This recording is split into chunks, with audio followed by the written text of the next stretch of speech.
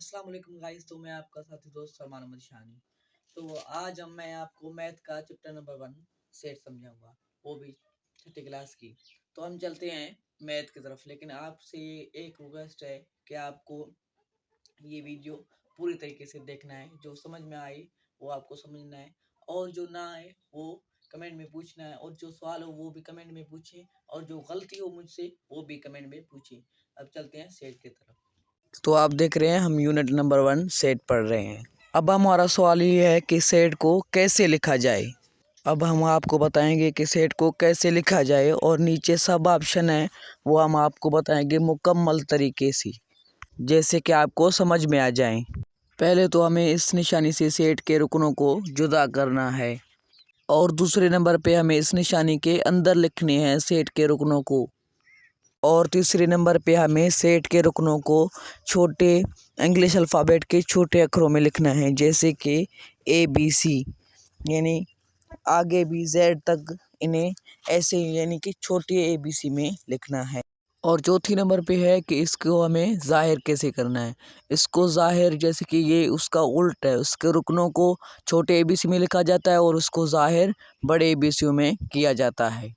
उसके बाद हमें बराबर की निशानी ज़रूर देनी है। अब सवाल ये आता है कि बराबर की निशानी देनी कहाँ है। तो आपको एक मिसाल दिखाई दे रहा है, जैसे कि वहाँ बराबर की निशानी इस्तेमाल की गई है।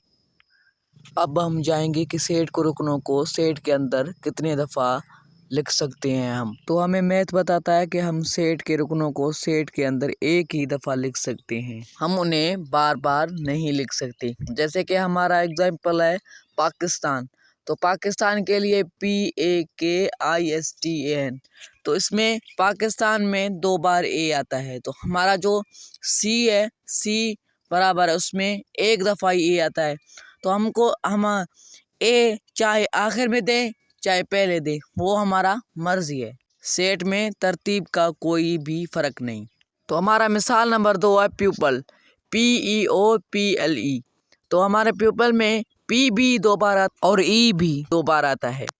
तो हमें P भी एक बार और E भी एक बार ही देना है। तो A और B में कितना फ़र्क है वो आप खुद जान सकते हैं। अब आप जो मिसाल देख रहे हैं उसमें जो A है वो गलत है।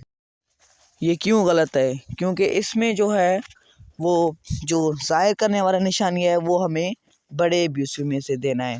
तो यहाँ क्या किया गया है कि छोटे ABC में दिया गया है, A को छोटा किया गया है, और जहाँ छोटे ABC देने चाहिए वहाँ बड़े ABC दिए गए हैं, और ज़ाहिर छोटे ABC से किया गया है, इसके लिए ये गलत है। तो आगे एक और सेट है 11, 22, 33। तो 11 में 1 और 1 है। अगर 1 और 1 के बीच में आप जुदा करने वाली निशानी देंगे तो आपका सेट गलत हो जाएगा, क्योंकि वो 2 बार आ चुका है, और नहीं दोगे तो वो बिल्कुल सही है।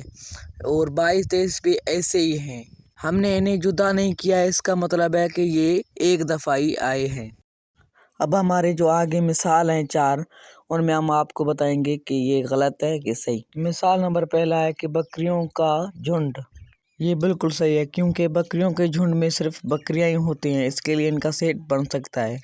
पसंदीदा किताबों का सेट, ये गलत है, क्योंकि पता नहीं आपका पसंदीदा किताब कौन सा है और मेरा कौन सा, दूसरों का कौन सा, इसके लिए वाज़ेह नहीं है, ये गलत है। गांव के स्कूलों का सेट, ये गलत है, क्योंकि किसी गांव में स्कूल है कि किसी में नहीं, इसलिए ये वाज़ेह बयान किया हुआ नहीं है, इसलिए ये गलत। 1000 के रंगों का सेट, ये सही है, क्योंकि हर एक 1000 में यही रंग होते हैं। उम्मीद करता हूँ कि आपको पहला पार्ट समझ में आ चुका होगा। अब चलते हैं दूसरे पार्ट की तरफ। इसमें हमें बोलता है कि सेट को हम कितने तरीके से लिख सकते हैं। तो सेट को हम 3 तरीके से लिख सकते हैं।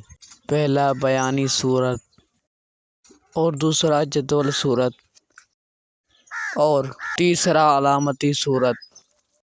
तो इन सूरतों में हम सेट को ज़ाहिर कर सकते हैं। तो हम बात करेंगे बयानी सूरत के बारे में। बयानी सूरत वो है कि जिसे हम मुंह से बताएं या लिख कर किसी को दें, वो है बयानी सूरत। जैसे कि बयान करना, जैसे कि हमारा मिसाल है। जदवल सूरत का मतलब ये है कि उसे अंगों में या अक्षरों में लिखना।